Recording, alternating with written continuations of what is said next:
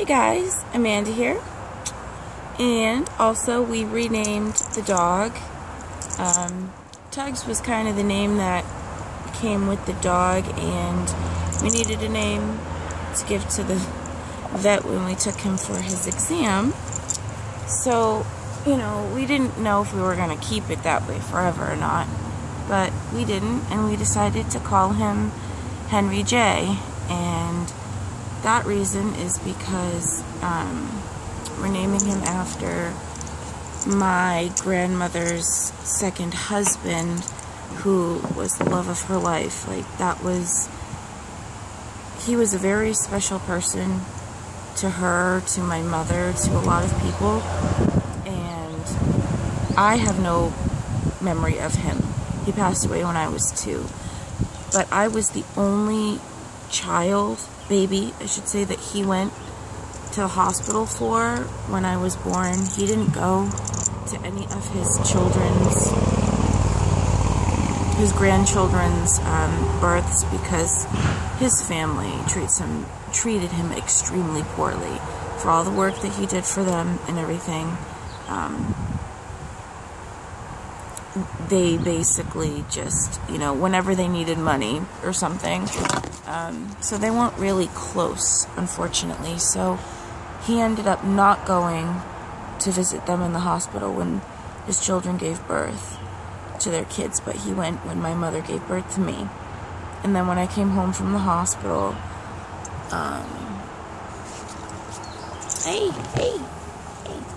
when I came home from the hospital,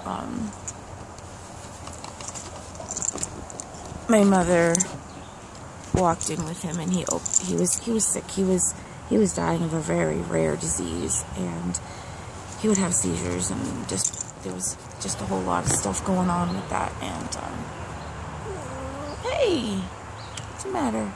And when she walked in with me, he opened up his bed cover and said, "Lay right here." And she laid me down, and we went to sleep. And I basically spent most of my early years with him until he died. But I don't have any memory of him, but obviously he was a big part of my life for that beginning part. And Jay, I thought of Jay for like Junior, but it turns out that his middle name, my grandmother's ex-husband's middle name was Jay. So it's kind of like, oh, interesting. So his name's Henry J. Henry J, like J-A-Y, J. So he's like, I don't want to be on camera. I don't want to be on camera. He's a good boy.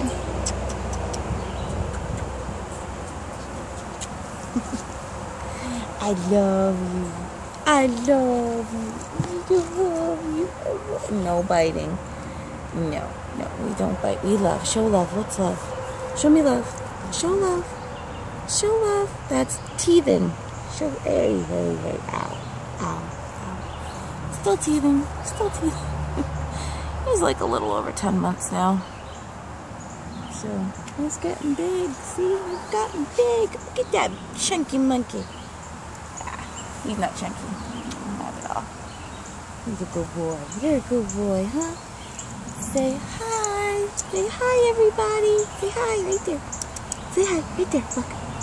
Right there. Look up. He's like, I don't know what you're talking about, man. Where's the food? Where is the food? Okay. Okay, so, there we go. I just wanted to tell you that we changed his name. Anyway, so, Henry J versus Tugs, I think it's better. I don't know. I like it. Has a lot of meaning behind it. So it's good. Okay. So, I actually wanted to start talking about a topic that would probably resonate with a lot of you. Depending on, you know, your situation and whatnot. But I'm sure there's people out there who will understand what I'm going to be talking about. So I keep hearing something. I think it's just the leaves or something. I want to discuss the topic of daughters of narcissistic mothers, because that's what I believe my situation is after a lot of research and reading and, you know, kind of looking back at situations, realizing certain things weren't as they seemed. I also heard a lot of things from other people who've written books about it, their own experiences with it, and I very much relate to people who've spoken about this. So maybe somebody can relate to me and get some sort of support in some way. So I'm going to be talking about that. I'm just kind of like, I guess this is like the introduction to it, really, just so you guys know what's coming ahead. I still have other videos I want to do, you know, with the DBT and stuff. I haven't really felt like making a lot of videos, mostly because I've just been hot. You know what I mean? You get hot and you're like, blah. So, that's pretty much why I haven't really been making them that much. I'm still making them, but I guess I just sort of slowed down for the summer. But anyway, getting back on task. So I want to talk about like interactions between my mother and I, things that are said, like for instance, say your mother is constantly criticizing everything that you do. You try to just do your own thing and do the best you can, and you never hear these words, you know what, good for you. Good for you, I'm happy for you. You know, positive, well-meaning words, right? Well, instead you would hear like, well, that's great, but you could do this. Oh, you're gonna do that? Well, that's cool, you know. I mean, you could do it this way, you know. I mean, it's always, there's never just a simple compliment. It's always a criticism kind of thing. You know, other situations could be that you get blamed for this behavior when you're not doing anything. You know, you could, if you take that situation I just made an example on, and that person, your mother will say, well, you're constantly criticizing me, when they're the one saying you could do better. I mean, you can always improve, obviously, but there's never just genuine enthusiasm or optimism or anything. It's just, you know, there's no support the way you need it, that emotional support to stand on your own 2 feet, to be your own person. It's like you can't be your own person unless you're a version of a person that your mother wants you to be. Do you know what I mean? You know, and I just want to say that this is more than just daughters of narcissistic mothers. This is basically about children of narcissistic parents, you know?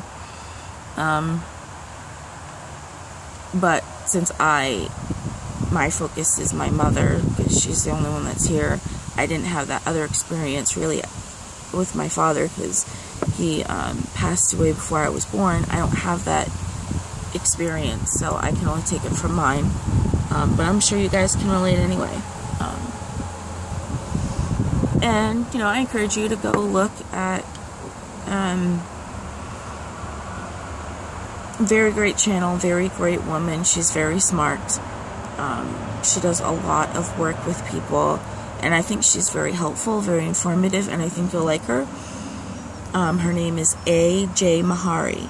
I am subscribed to her, so you can find me through there. I'll also put her name down in the description box, but she talks a lot about BPD and NPD and mindfulness and just all kinds of things. She's been through the diagnosis of BPD.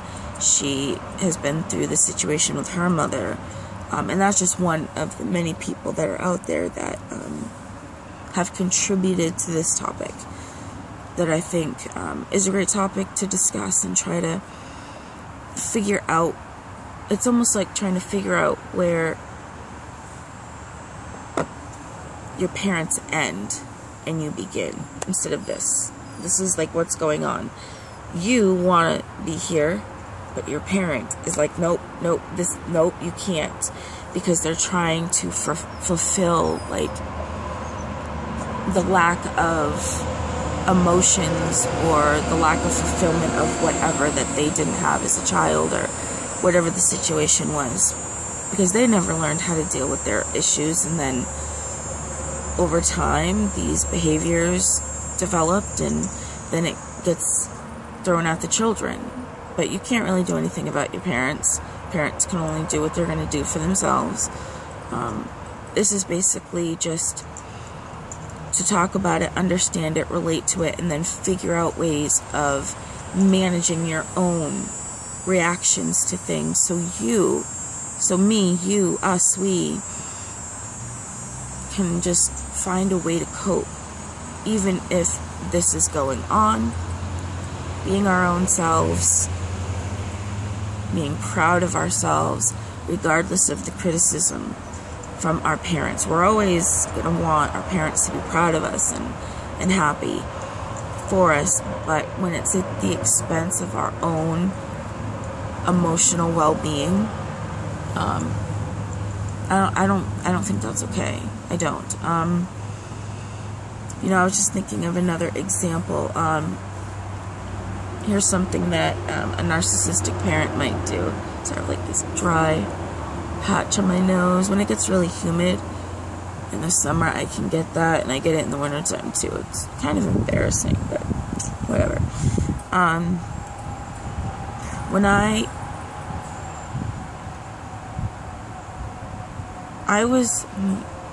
don't know, I had been in college for about a year or so, and I had done a lot of work. I did really well. I had a 3.6 GPA, and I won an academic achievement award.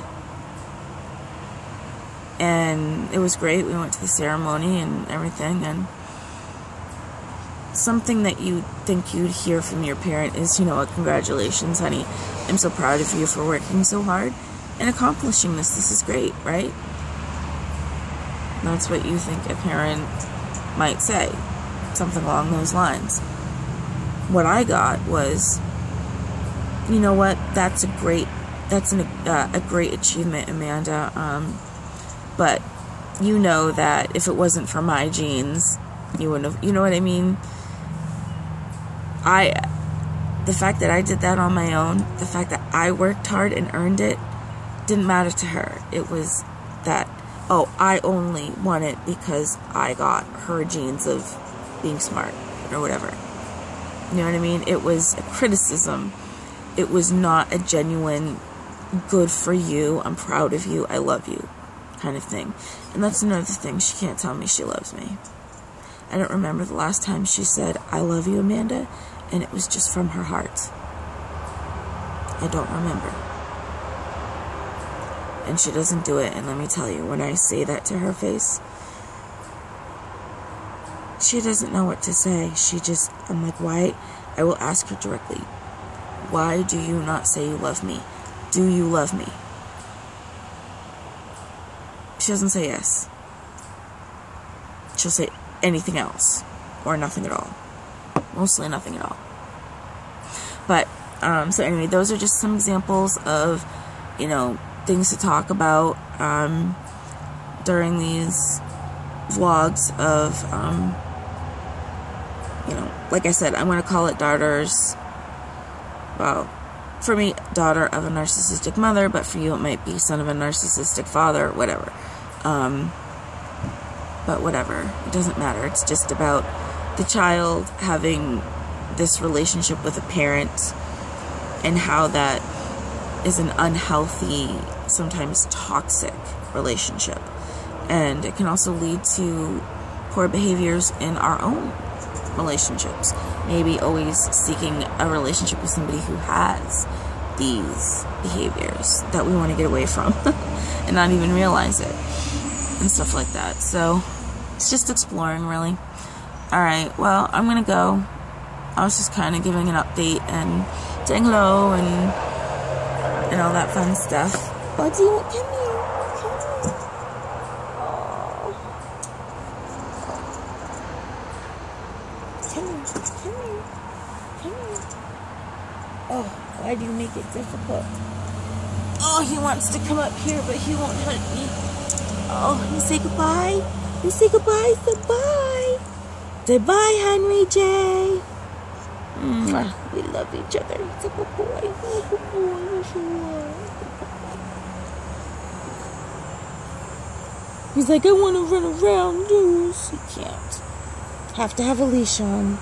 I know he doesn't have it on now, but I'm holding him, so that's all good. Alright, I'm gonna go, guys. You guys take care. I love you all, and I will see you in my next video. Bye.